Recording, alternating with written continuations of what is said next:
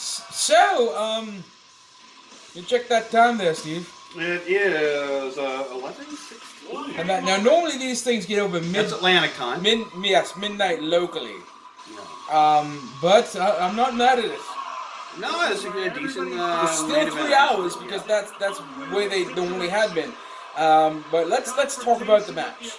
Well, we had a special guest referee in Lacey Evans. Right. Which made total sense. Yes, because it does bookend nicely because they were making a big deal about Becky Lynch and Seth Rollins being an item. Yeah. Which I guess is fine. I do feel it's cheap drama. Yeah. Especially considering that they're a legitimate couple. I mean, that's never worked out poorly on the WWE's behalf. Never. Bleed on edge. You okay there? I'm good. Renee Young. Jude Ambrose. It's. I think it's my allergies actually this time of year. The pollen in the air, right? Pollen, yeah. Right. So, but still, you know what?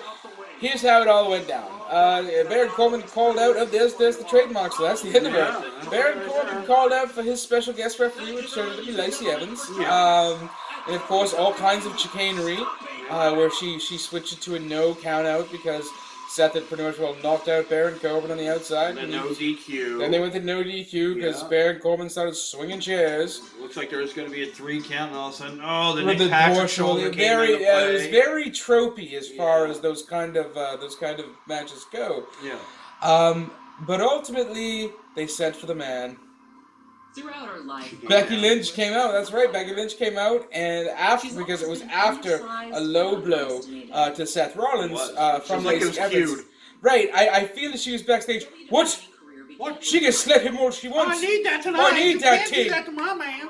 No, you have to be Irish. I need that ting. I can't really do that accent. I don't feel there's a whole lot of snappy talk in. No, I don't think there is. Try to do. Can you do a Newfie accent? A Newfoundlander accent? No, I can't. Oh, that's weird because you're from the Maritimes. I thought everyone had a Newfoundland accent. No.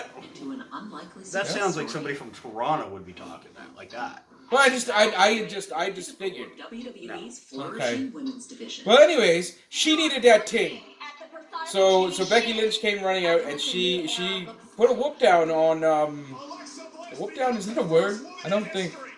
A smackdown, a whooping. Smackdown, a whooping. I put. Okay, that is from the vocabulary of Montrose Monkington III. Yes, I feel like Esquire. I should add. You know what? I've portmanteaued the idea of a smackdown and a whooping to make it a whoop down. You're welcome. There is our new world there. You're welcome. Our new word, internet world. Right. A whoop a down. Whoop down. You're gonna begin a whoop down. And that's exactly what Becky Lynch gave to Lacey Evans. So much so that she had a nice it was a tight a freak injury turned into it was a suplex, and we thought she was awfully close to the barricade. Oh, was she ever? Yeah. I was expecting Lacey to go head first into the barricade. She did not. No. Good job on Becky Lynch. Kind of almost looked like a regal press. It looked good. She did it well, and she controlled it well. And I'm actually doing really well talking about this because it's all Alexa Bliss right on screen right now. That is true. You're paying attention. It's a good thing that they're shooting me from the waist down. This is WWE 365. Alexa Bliss. Can you put it away? I'll just cover it up over here. Okay, good. So, that being said, they had to bring in new referees. And of course, I started it get quickly escalated because Seth caught him with a kick, Baron Corbin that is, and then a curb stomp, and 1, 2, 3. Quick as that.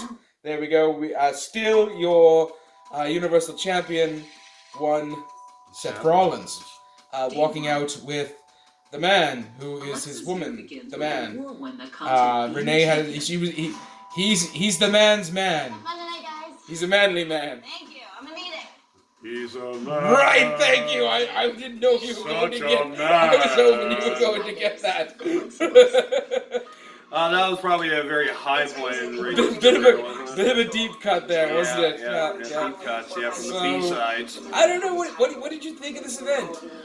Overall, everyone was griping on this event online. You know, I don't think there was so much griping. Instead of stomping grounds, they're calling it rematch grounds kind of thing. But I mean, groping. I guess Freud was right. I said groping by mistake. Griping.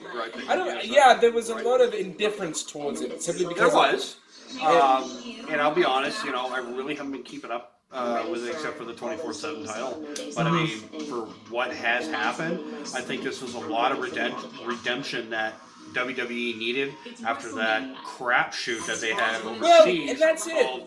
Super Showdown. I didn't see that, and I feel because I didn't see that, I was able to. That was 3 hours of your life that you saved, Mantra. Well, yes.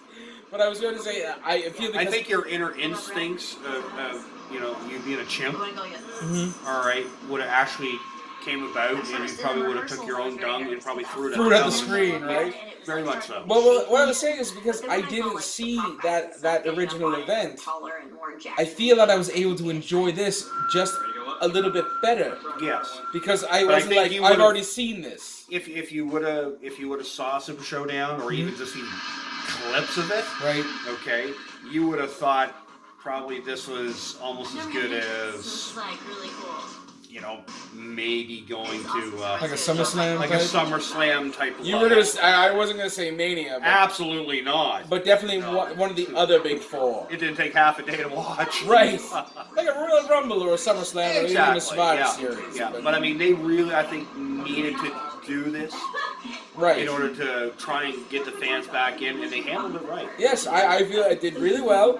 The crowd was good. Yep. The matches were decent. There were only a few that were kind of like, that could have been on Raw. But for the most part, I was quite pleased. Yeah, it was decent. It really was. Right. It was a great night. Well, we're gonna let you go here, Steve. Thank you for joining me. I want to thank my earlier guest, Cindy Dragon, who helped me review the women's match. And I don't know what's the next one? Do you even know? It's Extreme Rules, I think, isn't it? Extreme Rules, July 14th. Okay, well, we'll probably see you then. Thank you. More later.